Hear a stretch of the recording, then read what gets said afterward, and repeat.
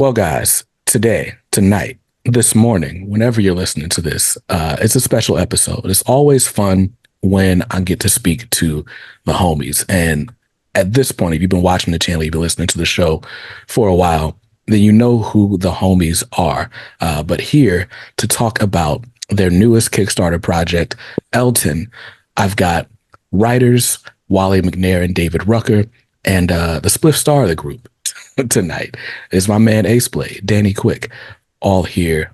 Welcome, gentlemen. How you guys doing? Good, Man. solid.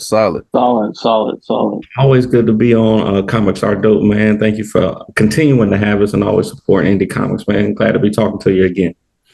Oh, it's no problem at all, man. I enjoy this part of the job. So just full transparency, as we are recording this, we're about a week and a half out from Heroes Con, a little bit more, which Danny's not joining us this year. He decided to go on a cruise or something, you know. I'll be there. What was that? I was gonna say it wasn't completely my decision. I'll just say that I was overruled in my own house, and that's that's how it happens. It was his decision. He made a call. Listen, man, I get it. It's Father's Day weekend. It's always tough. It's always tough. Sure. Like the first Heroes Con I went to, Squeak took her first steps that weekend. Oh, that's right. I remember you telling me about that. I'm like, I'm so mad because I literally have not left my house in 3 years, and all of a sudden, right? Mm-hmm. Second Heroes Con, got some other unfortunate news, but nothing crazy family oriented in that way. So I can understand wanting to be with the family for Father's Day. But if they find a different weekend, it is absolutely hands down second greatest day of the year, right? Like you got to count your wedding anniversary as first, right?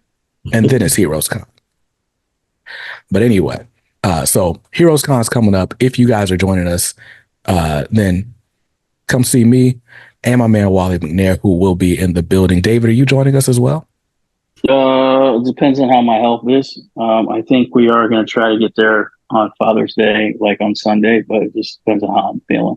Got you, man. Awesome.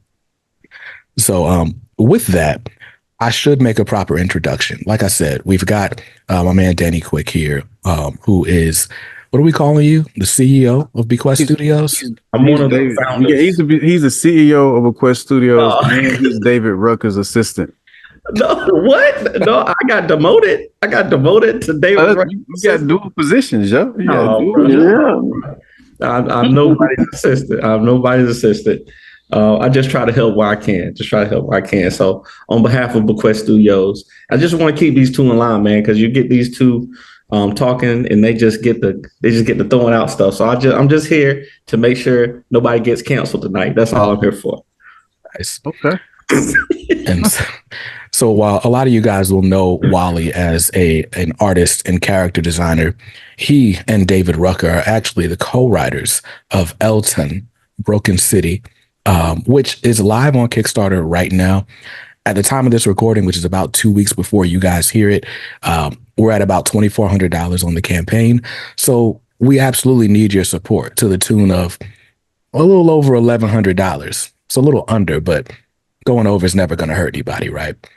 So hopefully you guys will jump to Kickstarter, and if nothing else, this conversation will convince you. But again, man, welcome, David, since this is your first time on the show. Thank you very much. No problem at all. So why don't we talk a little bit about how the idea for Elton came together? Wolly? So it's, me and David have some slight discrepancies on who initiated the move, but I credit the idea coming from him. But essentially, I met David at Rebel Based Comics and Toys, which is a comic book shop here in Charlotte, North Carolina, and we just started chopping it up. Led to building. He was doing. He's still working on, but he had a book called Decimation Earth that was in progress. We just started chopping it up about comics and the process and yada yada yada. So I told him, hey man, you should come to a couple of shows and kind of get a vibe for these conventions. So he came to a few of them with me. Fayetteville was one of the ones he came to, and that gave him a chance to kind of see a little bit of the area that I was born in, some of the background, meet a few of my uncles, my father, a couple people here and there, and it kind of started the conversation about Lumberton. Lumberton, North Carolina, is very much the inspiration for Elton, and that started the conversation, which started us kind of going into trying to figure out what a book could be based in this location. Got you. Got you. So for those who don't know, right, Lumberton is your hometown, right? Yeah, it's where I was born, birthplace for sure. Got you. And so what is it about Lumberton so it's crazy North Carolina talk right now. The only thing I know about Lumberton is that when I was a kid, there were some police officers who were killed in the line of duty in Lumberton, and they ended up like naming a bridge after them, which I want to say that bridge is on I-40. But anyway, super deep cut.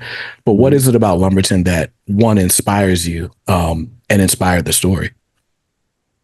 Well, I mean, for me, it's just home. You know what I mean? Like, I mean, I was raised back and forth between Lumberton and Charlotte, and Charlotte has always popped up in some form of fashion in projects that I worked on, and small things here and there in reference to Lumberton, but never had a chance to really do something that explored or defined where I was born. And when I would look around in the world, when I would look around and hear conversations, anytime Lumberton came up, it was always from a negative standpoint. It was always about the danger, how rough it was, about, Michael Jordan's father getting killed in the area. My wife literally had a safety class with her job where an out of town sheriff came in and started naming the worst places to go, like how the most dangerous places to be. And Lumberton was on his top of the list. Like, yo, don't even stop in Lumberton. If you don't know anybody, if you ain't there to see nobody, don't be there. So even though some of those things are truth, there's the other side of it too. And for me, like being able to tell a story that dives into some of those tough subjects, but also explain why situations have come to that point, why some things are to that degree. It's not like people just woke up and was like, yo, we want to be the toughest city on the planet. There are realities that people face. And even amongst those situations that may be dangerous to some, it becomes normal life to others. And so wanting to explore that and explore community and explore the realities of survival and just making it in a place that's often forgotten or not spoken of in a positive light. When reality is there's tough things about almost anywhere you go. You know what I mean? So, we just wanted to show a little bit of all of that, because I wouldn't be who I am if it wasn't for Lumberton. You know what I'm saying? Like, it played a huge part in a certain chapter in my life. You know what I mean? So this book gives a chance to pay homage to that, show respect to that, while at the same time putting together something cool that anybody could relate to from different perspectives. Got you. Now, David, this is our first time meeting. And so, and I didn't know you were joining us tonight, so I had to do my research on you like super quickly, right? But you are also the writer of Decimation Earth, which is not a book that I've read. I just recently picked up Acolyte, which is also published by Concrete Comics. And if there's anything I could say about Concrete Comics, at least from what I've read, right, is that you associate it with like super high quality, especially for an indie company, portraying characters of color, right? What is it about Wolly that made you want to team up based on the sort of pedigree you've earned so far? Well, I think the reason why I teamed up Wolly was, number one, that we both, when we started talking about Elton, I think it took us about a year, maybe year and a half, 2 years to come to fruition to where we are. We had a vision of what we wanted this story to be. It's a little different from what I wrote with Concrete. And with that said, Decimation Earth is one of the few books over at Concrete that is not a traditional Concrete book. you know, traditional concrete books are mostly superheroes. Mm-hmm. Destination Earth is a cosmic horror, Mm. dark noir, which is more, I guess, requires you to pay. It's really deep as far as in the horror genre. Mm. So which is different from like Acolyte, is different from Odina, is different from Primate, or even Jamal Lessie's book. Um, it's its own unique story. So when working with Wally, Elton Broken City is its own unique story. It is not a hero book. As a matter of fact, our character is not even considered a superhero.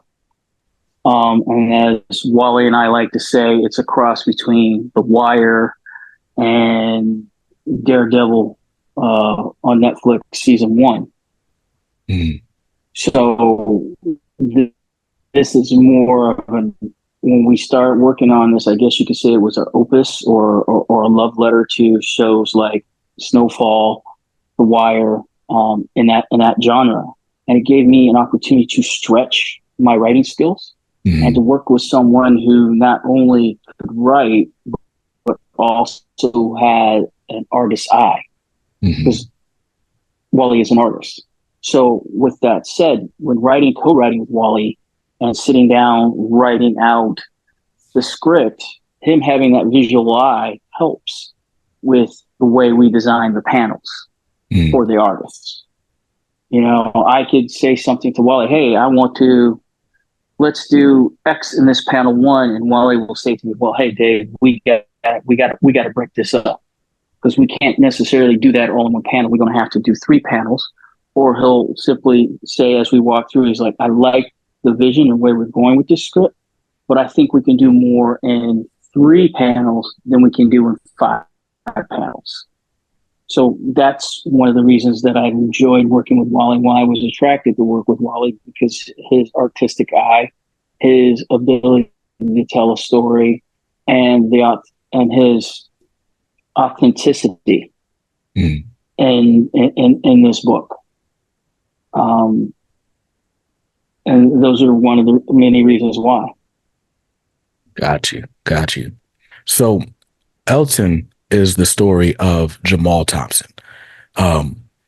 What can you tell us about Jamal?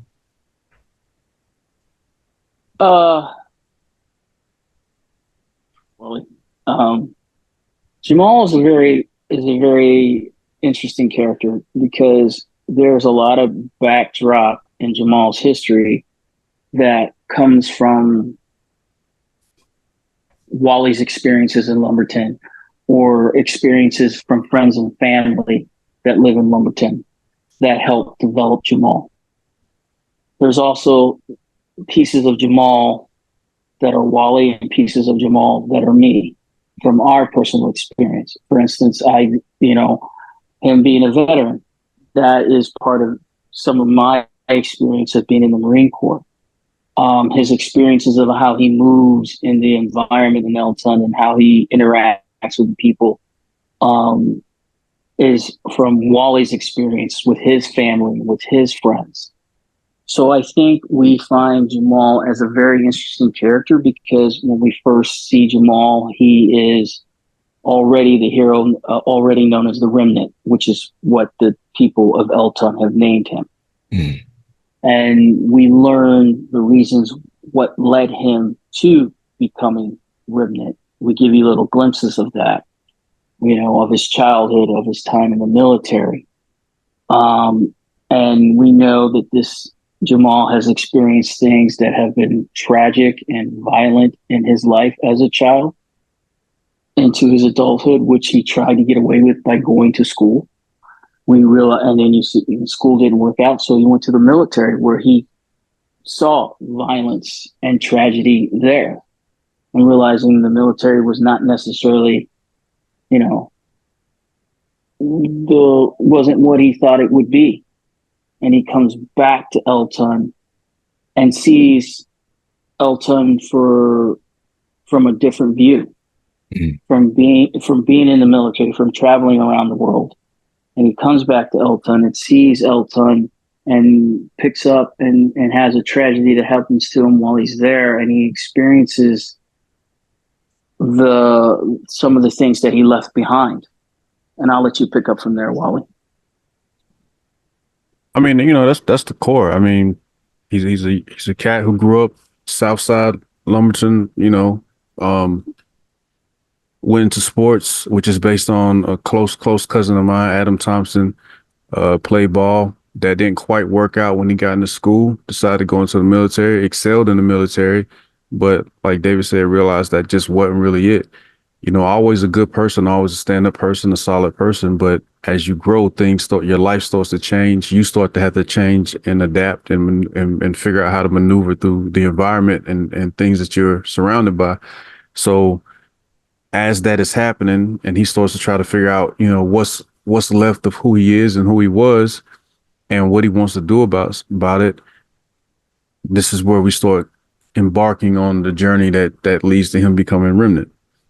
So, he's a stand-up guy, but a guy who's just tired of seeing things the way they are, and he wants to do something about it. And he's willing to go to the extent that he feels other people won't or can't do. Mm. Got you. So a couple of things that you guys said, right? David, you said that one of the inspirations for this, besides The Wire, would be maybe season 1 of Netflix's Daredevil. And that struck me because in my conversation with Christopher Priest, he talks about how his style is, say, more, to use his words, it's more Netflix Daredevil than CW Legends of Tomorrow. Like his goal is always a sort of real world or realistic take on what would happen if superheroes existed, right? And even a story that comes to mind is like Batman the Hill, where it's okay, yeah, what if Batman's in Gotham, but what about the south side of Gotham, right? Like what about, if there's projects in Gotham, who's protecting those streets, and why is Batman not showing up there, right? So I just thought it was interesting that, you use that same reference to Netflix Daredevil to kind of express the goal for realism and grittiness in the storytelling. And I think you're in good company there. But then the other thing, as you guys are explaining the character of Jamal, what his motivations are, even in some of his backstory, it reminded me of Wise Son from the Blood Syndicate. So like OG Milestone, and even the newest iteration by Jeff Thorne, that's Wise Son's origin, or partially, right? Like he grows up, he's into gang violence and stuff, or he's in a gang in Dakota City. He leaves, goes to the military, comes back, and the city is just sort of changed around him. And now he's trying to, still trying to do the right thing, be an upstanding guy, but he's in an environment that is not conducive to that. And so it's like, well, what are you going to do to create the world you're trying to see? Now, you guys have made it a point to say that Jamal is not a hero. So what would you call him? I mean, the people may call him a vigilante, but he just feels like to stop monsters, you have to become a bigger monster. And those monsters aren't just the streets, it's the politicians, it's corruption in the police department, it's whatever obstacles stand in the way of following the trail to make sure that what needs to be fixed is fixed in his mind. So I guess the closest title we could give him would be an anti-hero or a vigilante, but he just feels like he's a person who's willing to put it all on the line and understands that once he goes here, there's no coming back. And he's okay with that. Gotcha. Yeah, I would agree with that. And I think the best way I could sum that up is, I forget the philosopher who said it, I think it was Nietzsche, that if you stare into the abyss long enough, that you will become a monster. And I think in this sense, Jamal has stared into the abyss and saw that the only way to bring the city out of the abyss and bring it into the light, he too has to become a monster. Even though he knows that's like, I'm crossing lines and my soul is gone. I'm becoming something that is what is needed to shock the system to bring change. Knowing that what he's doing is not necessarily right. Well, it isn't right. He's breaking laws. He's crossing lines. But crossing the lines in a place where he understands maybe the rules weren't correct in the first place, or at least the people in power to enforce them. Right. I mean, you're dealing in a system that's corrupt. We're looking at a system that's corrupt in our story. And the only way you can, some people might say, the only way you can do away with a corrupt system, you've got to burn it down. And just burn it completely down, as Malcolm X, by any means necessary. And I think that is the best way to sum up Jamal. Now, that's not to say that we won't see Jamal have ethical and moral issues with some of the decisions he does. But we're also dealing with someone who's a veteran as well, who is dealing with PTSD from being in the military and from growing up in Lumberton, being around the violence and the crime, and so this is how do we balance this? How do we affect change? And the only way for Jamal to affect change is through his skills. Got you. Absolutely. So Wally, I mean, of course, I know you as an artist. I mean, every time we've met, you've literally either been drawing or selling drawings, right? Yeah. But this time you're in the writer's chair. What was it about this story that made you decide, like, I want to let someone else tell this visually? Well, Danny puts a lot of pressure on me because I'm still working on King Supreme. And, to tell him I was drawing another book while King Supreme is still in progress, just, it probably wouldn't have worked out. I might have got fired from a quest or something, might have had to become the janitor. I don't know. So I was like, David, it'd be wiser for us to find another artist, man, because I just don't want any smoke with those fourth wall guys, As long as I've known Wally has always had a goal to not. Wally is a talented, passionate artist, but he has always had the goal to be not an art director, but to be, creating a team of artists or leading a team of artists. And I've seen, just growth in that area. And, Wally also, back in the day, he had to have full control over what was being drawn and what was on every page. But now he's loosened up the reins a little bit. And that's just growth in general, man. And I love to see it. And I'm cheerleading for it. That's why I'm here being the assistant. You know what I'm saying? I'm just here to help these brothers out and help them move to the next level. Well, yeah. Go ahead. I mean, I had to really just, like Danny said, learn to let go, because how do you do everything and do it well? And I felt like this story was too solid, too strong to just sit and be stagnant because I can't draw it right now. You know what I'm saying? And also understanding that maybe I'm not meant to draw everything. I feel like we found Solomon, his work was amazing.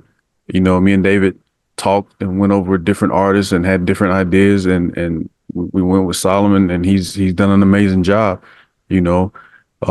So, and I kind of enjoy that side of it, being able to focus more on the story and other details, and having someone else in the driver's seat as far as getting those panels done, because it's a lot drawing panels. For sure. Now I won't ask you to name any of the artists that maybe Solomon beat out. Instead, I'll ask you guys what it was about Solomon's work that made you both go, yeah, this is the guy. Well, I will give a shout out to Sean Arleen, who redesigned Remnant's costume from the original design that I had done. But we were trying to find a mesh of, I didn't want to go too cartoon, Mhm. ish, but didn't want it to be realism either. So it was trying to find something that kind of teetered in that middle place, and something that would catch a traditional someone who loves traditional Western comics and someone who loved anime and manga as well. And Solomon, you can tell his influences come from anime, graffiti, hip hop. Like there's a lot of those elements in the way that he draws characters when they're walking across a page, or their interactions and expressions. So, for me, he just kind of embodied a lot of everything that I wanted to see on a page personally. And I just really liked his work. You know what I'm saying? There's stuff that he's drawn that just spoke with simple expressions on the face of the characters, and it was like, yo, I really dig that. You know what I mean? Mm. David Gotcha. might have felt different, but that's what brought me into him. I think I think for me it was like when I looked at Solomon's work and the way that Wally described it.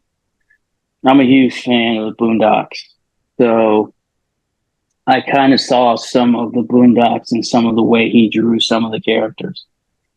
And I felt if we did eventually go anime, we had a pretty good template of what we could use with the book. If we can get this to anime, if we don't do if we can't get live action with it. And these are just ideas that we've been kicking around, Wally and I. But we felt that this would be a template if and when it came to a point, if we could do anime, we had a template to work with. Gotcha. I Yeah, was gonna nah. get Danny to draw it, but he's still in his lesson stage, so I didn't really want. I'm booked. Yeah, I ain't got yeah. no. Well, I mean, we ain't got time for no stick figures. I ain't got no room in the schedule. I got. You know, big heads and small bodies, with big hands. That's a design choice. That's a stylistic choice. See, that's why you still a new artist. You're supposed to just say that's my style, man. That's my style. You ain't supposed to say Yeah. stylistic choices. That's I'm getting it. I'm figuring it out. I'm figuring it out. Listen, man, you're further along than I am, and I had at least a 2-year head start. So anyway, for those who don't know, Danny got me started in digital art, quite literally. I'm still Buying waiting my on that Apple cover, Pencil. man. I'm still waiting on that cover, bro. Listen, man, maybe Ace Blade number 10. Okay.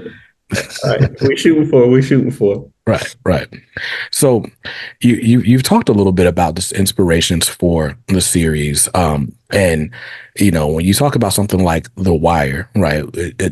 It's a very pointed reference, right? Like what The Wire did so great at was making the city of Baltimore, or at least this version of the city of Baltimore, feel incredibly real, right? Like, and anyone I know from Baltimore says, yeah, it's like The Wire. So, for whatever that's worth. I don't know. I've never been there. That's not my story to tell. Right. But with that, I'm curious to know more about the world in Lumberton, right? Who are some of the supporting characters, and what's the overall feel of the city? I mean, so Lumberton's very interesting because just like any city, there's a north, south, east, and west, but there's tracks that go down and divide. Once you cross those tracks, you're in what we call South Side 41 curve. And if you're from Lumberton, whether you live on that side of town or not, you're familiar with that place, that location, that name 41. Just by saying 41, you're saying a lot of things. But just like anywhere else, there's grandmothers, grandfathers, aunts, uncles, but then there's also the other side of it. The courthouse still has a Confederate statue in front of it. You know what I'm saying? So before you can go in to receive your justice, you got to walk past a Confederate statue paying homage to something that we're not going to see as a positive thing, no matter how you try to spin that situation. It's not a big city, but there's a lot of love there. There's a lot of community there. You know what I mean? But just like anything, there's a lot of other activities and things that are happening continuously.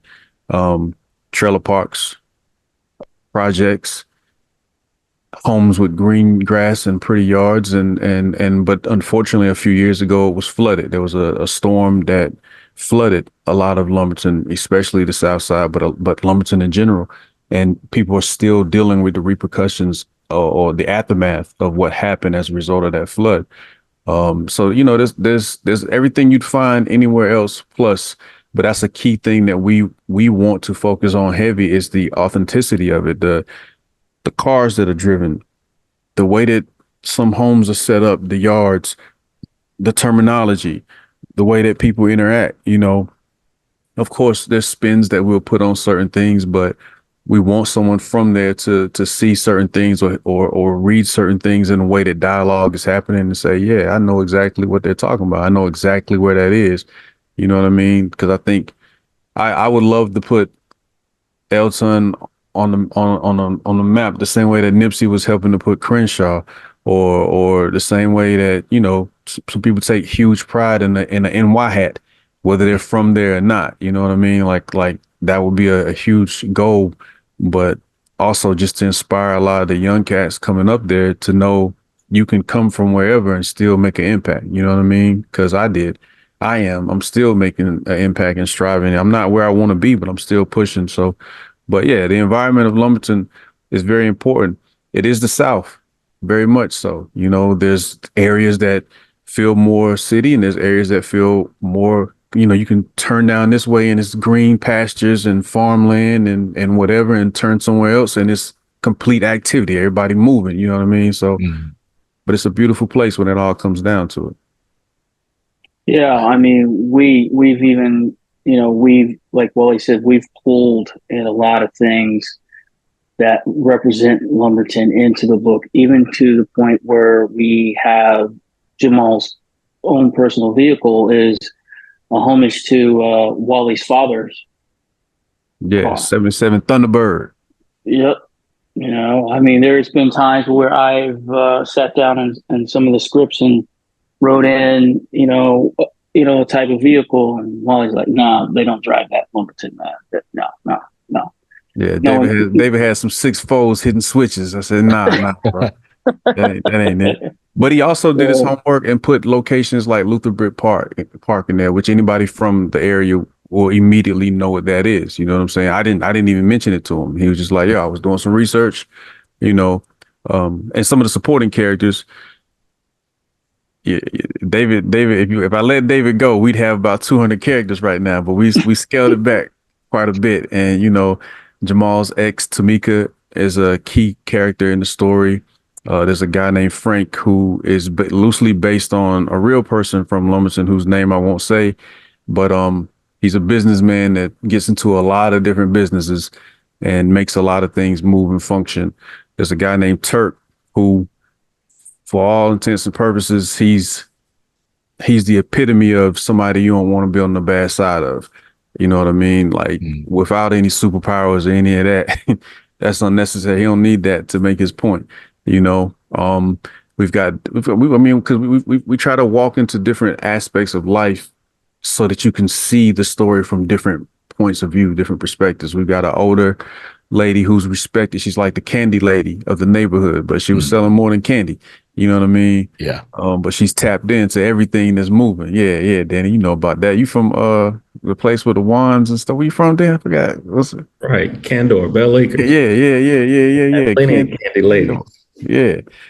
So and we try to pull things that relate to almost anybody that grew up almost anywhere in certain ways, where you can say, "Oh, I remember that," or "I know about that," or "I had something like that where I was from." You know what I'm saying? So there's a lot of different people and moving parts, kind of like how the wire moved through. You needed these different things to move you through these different aspects of the environment so that you could get a better understanding of what was going on and how it was happening. Yeah. So go ahead. No, I was agreeing with him. Yeah, I mean that has been one of the journeys that we've gone through, is just trying to keep authentic, and me not being familiar with Lumberton, me constantly doing research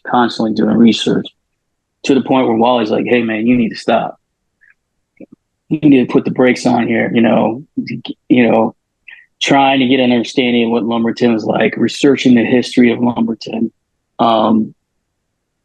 Especially when when Wally brought up the flooding, going in and looking at those areas where flooding had taken place, looking at the homes to see the water damage, to see how some of them worked, and some of the neighborhoods that are still abandoned and haven't come back. Looking at trap houses and understanding how these houses look in Lumberton, and how people dress, and as Wally said, the words that they use. Because when I write, it's like pretty much the way I'm talking is how I write, and Wally's like, "Nah, man, we gotta take out a few words here." And You mean to tell me they ain't quoting Nietzsche and Lumberton? They not? No, they ain't coaching. I mean, Nietzsche somebody might be, but it ain't everyday. It ain't everyday conversation, Like helping David to take some syllables out every once in a while, just because some people just trying to get to their point. You know what I mean? But also we want to give a shout out to Lumberton is also, there's a heavy population, Black and Native Americans there. So my wife's family is from Laurinburg, and some of her people were Brave Boys, Locklears. We want to make sure Davis is like, we're showing the community at full. You know what I'm saying? Like of course we're going to show Jamal, his family, and those that surround, but there's other groups that we want to make sure we give a voice to in certain ways as well.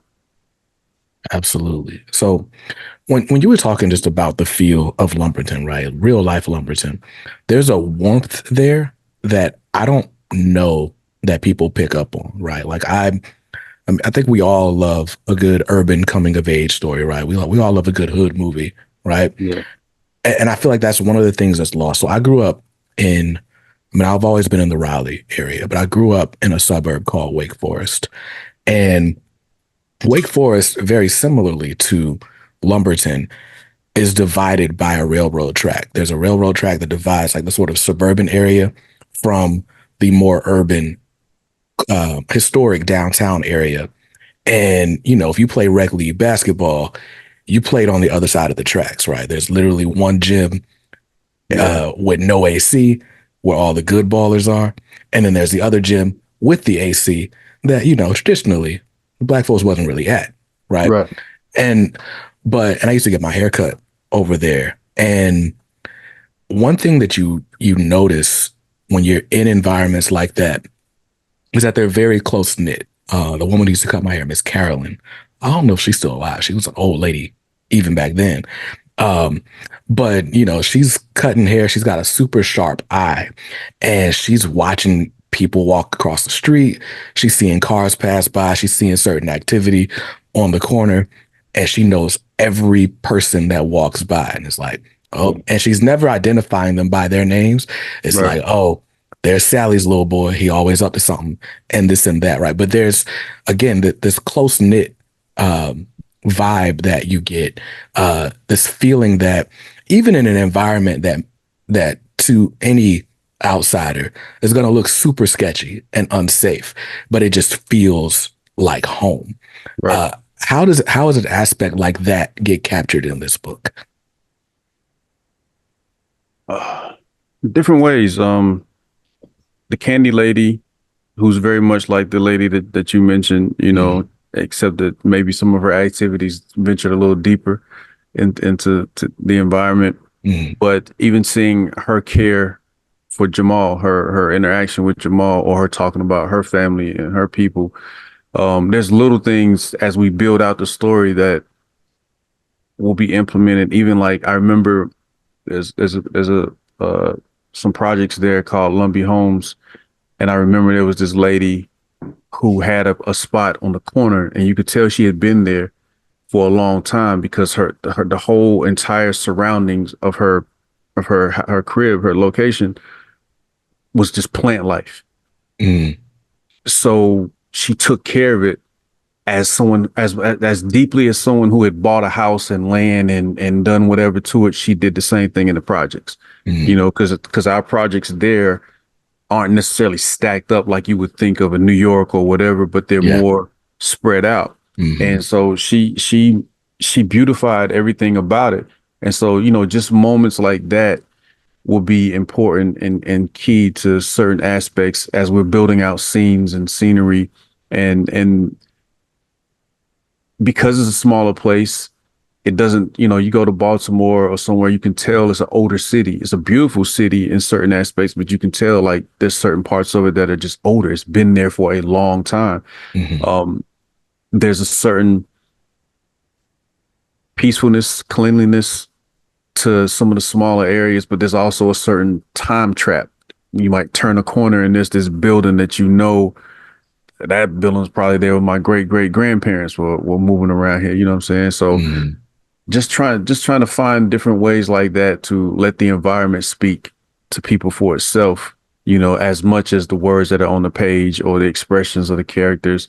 And even through certain different characters, like I said, you start to get a vibe for the world and for the way that things move there, Yeah.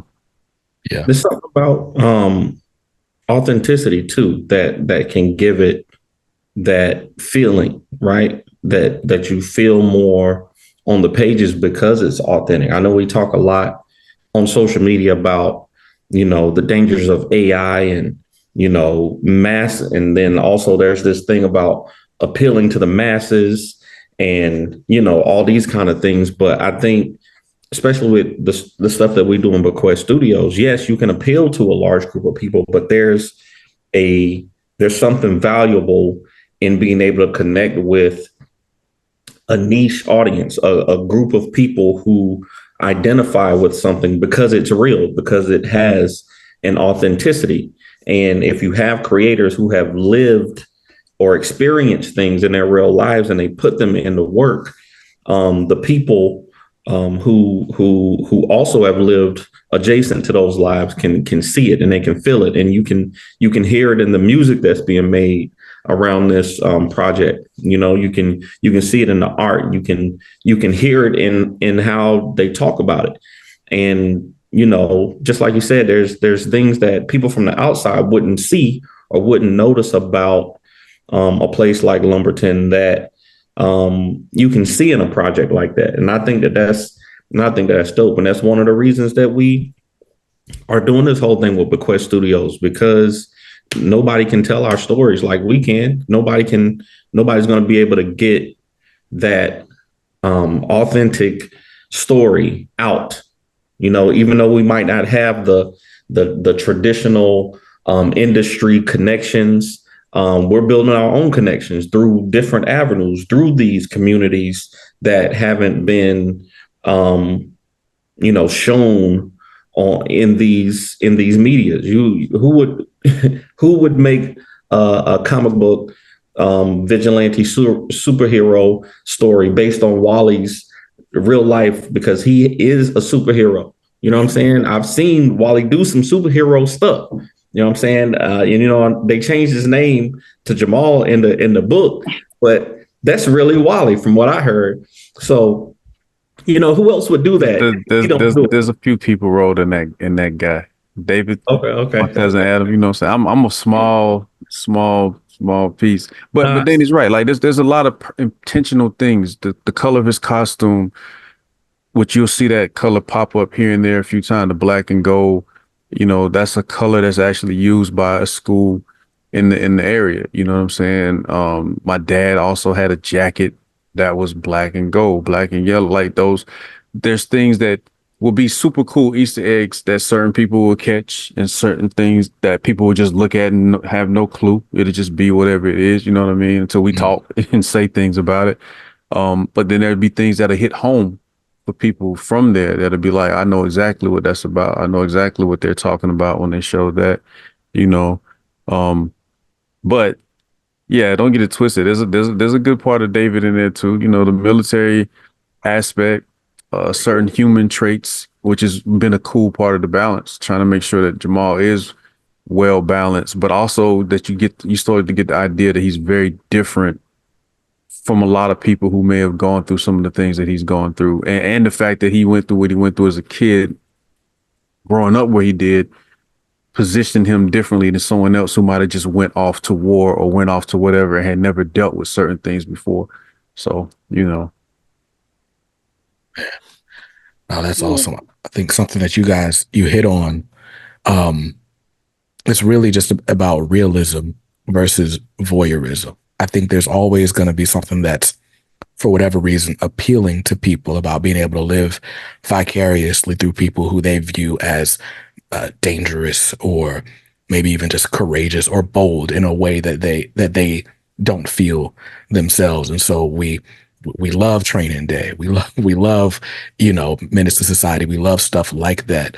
But bringing that realism to it helps to sort of bring in or usher in a sense of humanity and really tell a truthful story, one that might not always be easy to look at, but is necessary and hopefully pushes the conversation forward in a meaningful way. Yeah. I want to say something too, man. I normally don't speak on or get into it with internet cats, man, because that's just a no-win battle unless you actually catch a person outside or something. But someone had made a comment on another interview we did, and I really don't read the I try to stay away from comments as much as I can, unless Danny send it to me because he trying to bait me into getting into it with these folks. But a cat had made a comment that if the what he saw the book felt reminiscent of the 90s, and he didn't like that because he felt like the 90s fell apart and yada yada yada. And there's a piece of that in there because we come from that era, and some of that's intentional and subconscious. You know what I mean? Mm-hmm. And he also made the comment to somebody else like, well, why would they? How long is Jamal going to be able to lose a piece of himself before the piece is gone? And I just want to say to that young brother, if he happens to watch this, like, I mean, how long is Batman going to mourn his parents, or how long is the Punisher going to mourn his wife, or, you know what I mean? Like, that is just part of what gets it started. Mm. There's always the movement to the next thing and the next thing and the next thing. You know what I mean? When they were lost on the island on the TV show, they were just trying to figure out how they got there first. Then it turns to all these other adventures as it continued to go along. You know what I mean? Gargamel's still trying to find Smurf Village. So just give it a shot. Tap in, see what we're talking about, and see where it goes. And then you'll get the answer as to how long a person can lose a piece of themselves. You know what I mean? But what happens after that piece is gone? What does that person become then? So, but I understand people got to have something to talk about. You know what I mean? And it probably helps us in the long run because maybe it got other people thinking. But, we got a good idea about what we're doing, what we want to do. We're not just one-trick ponies and throwing something out there like, yo, he's going to lose himself for 22 issues. Like, nah. Once that piece is gone, it becomes something else. And that's a part of the transition that we prep for. So. For sure. That reminds me of, again, another milestone reference, right? I'm full of them. But Hardware, right? Hardware's journey very much starts out as a journey about vengeance and becomes a journey for justice, right? Like, there are plenty of ways to motivate a character to continue in a pattern of behavior or, to start a new one. My man Danny's over here like, hey, look at me. What's that, Hardware. The super rare titanium vibranium edition? I think officially it's the platinum variant. Okay. But yeah, so I mean, there's plenty of, like you said, Batman's been fighting crime for 30 years and recruiting teenage, child labor all along, right? For different reasons, but for the same reason. So definitely plenty of ways to motivate character and to get that, to learn how Jamal continues to be motivated to continue as the Remnant. You got to go back this campaign. The campaign for issue number 1 does end on June 22nd. Really, it ends on the 21st because I don't know who's going to be up at 8 a.m. necessarily to go and back the campaign. So again, Friday, June 21st, your last day to back this campaign. Please do so. You got about a week from the time you're hearing this. And this story is planned for 6 issues, you said? 6 issues is the first story arc, but we've already mapped out beyond that. Awesome. So listen, if we want to get to issue 7 and beyond, it starts with issue 1. So go back the campaign. You can go to comicsaredope.com/Lumberton to back the campaign. And I'll be super glad that you did. We didn't even get into the rewards. And quite honestly, we don't have a lot of time to, but there are several variant covers that you can grab. There's a t-shirt, which has Southside 41 Curb. So you got that there. That's dope. There's actually 2 different t-shirts you can choose from. And did you say there's music involved with this project? Yeah. So anybody that pledges to any of the tiers, once the campaign ends, you'll get the 11, I think it's 11. You'll get the soundtrack, which is featuring nothing but artists from the area. Nice. That's crazy. That's dope. And then there's a documentary about this in the works as well. Yes, sir.